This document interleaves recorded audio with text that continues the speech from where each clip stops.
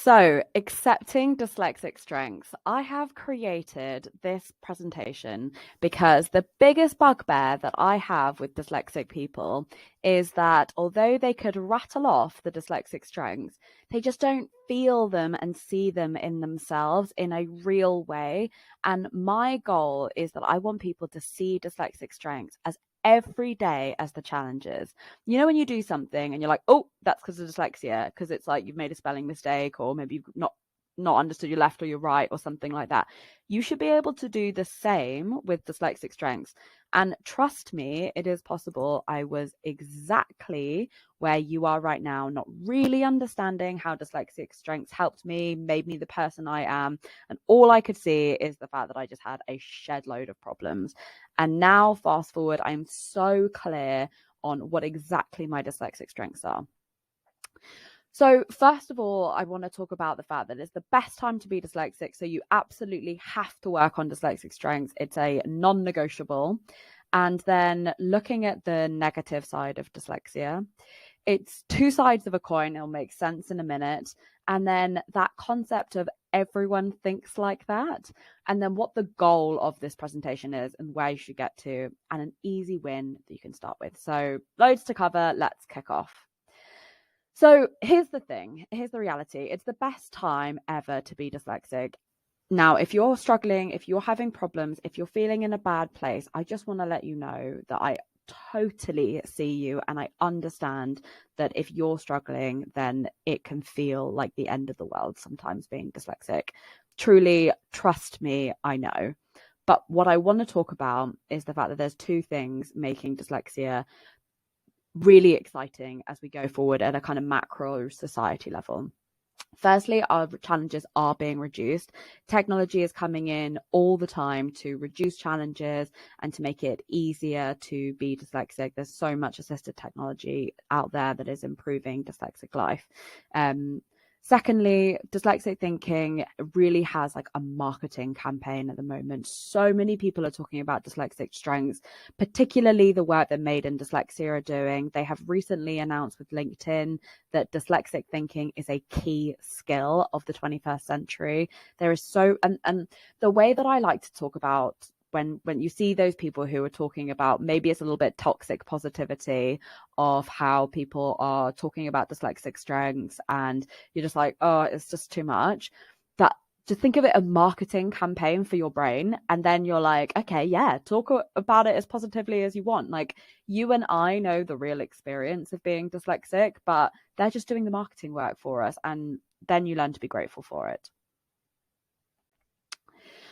So, secondly, viewing dyslexia as a negative or making you inadequate, or whatever way you want to describe it. Here's the thing: it only hurts you. If you see dyslexia as a negative, you are more likely to have negative outcomes. You are more likely to kind of have it used against you, which I've talked about in previous videos. And also, people can sense that negative. They can really feel it within you. And so it is really important to try and shift that mentality.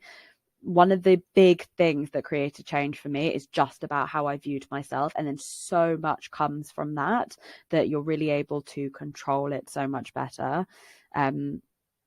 So I really want to highlight that this part of the program is really, really important. Sometimes you feel so overwhelmed by the challenges that you're like so focused on trying to fix them. And sometimes it's actually just the mentality that you come with that can really make so much change. So first of all, here's an easy way to start thinking about accepting dyslexic strengths and thinking about dyslexic challenges and changing that whole narrative and mindset. The way that I look at dyslexic strengths and dyslexic challenges is they're two sides of a coin. So having a dyslexic challenge means having a dyslexic strength, or the reality of getting a dyslexic strength is that you then also have to have a dyslexic challenge. They're so intertwined that once you realize it like that, you're like, oh, okay, I get it. So, for example, If you've already seen the dyslexic strengths video, you'll understand what narrative reasoning is. But if you've gone in a different order, let me just explain.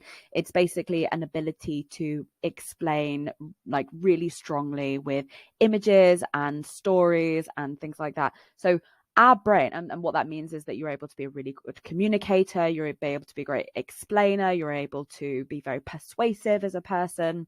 So if you have that, that means that you think in images, right? You think in stories and ideas and images, but that means you're not good at words, right? So your inability to be good at words comes from that place of being image centric, storytelling, that side of things. You see, they're all interlinked. And then another example is how many times are you told, oh, just double check that work, please, or like you do make a lot of small mistakes, you know, all of that.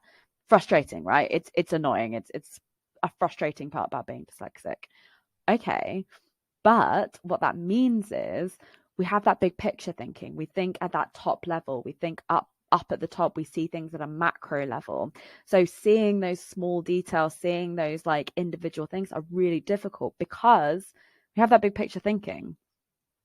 So this is just one of the ways that I really like to look at dyslexia, and the way that where I start with dyslexia, which I think can really, really help, is you go, okay, I really struggle with the challenges. The challenges are really frustrating. I'm having a bad time with the challenges.